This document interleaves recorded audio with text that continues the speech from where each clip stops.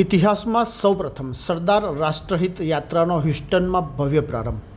11,000 કિલોમીટરની યાત્રા ઉત્તર અમેરિકાના ભારતીય જનસમુદાયને જોડવા સજ્જ।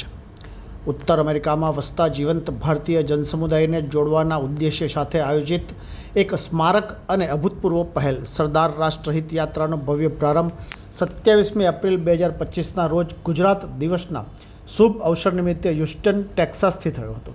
11,000 કિલોમીટરથી વધુની આ વિશાળ સડક યાત્રા હવે તેના ગંતવ્ય તરફ આગળ વધી રહી છે।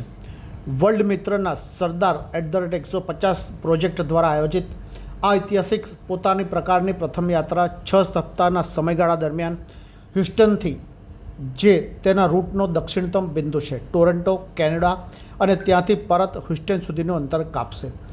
આ યાત્રાના હૃદયમાં સરદાર એકતા રથ છે, જે લોખંડી પુરુષ સરદાર વલ્લભભાઈ પટેલે સ્થાપિત કરેલી એકતા અને અખંડિતતાનું પ્રતીક સમા ખાસ તૈયાર કરેલા વાહન છે। ભારતીય રાષ્ટ્રધ્વજના રંગોથી સુશોભિત અને ભારતના વિવિધ લોકોના ચિત્રો દર્શાવતો આ રથ સરદાર પટેલના શાશ્વત વારસાના સંદેશાઓ લઈને ફરશે અને જન સમુદાયના સભ્યોને તેમના જોડાણ અને આકાંક્ષાઓ વ્યક્ત કરવા માટે એક મંચ પૂરો પાડશે। આ યાત્રાનો મુખ્ય ઉદ્દેશ ઉત્તર અમેરિકામાં વસતા ભારતીય જનસમુદાયને ઉત્સાહપૂર્વક જોડવાનો છે।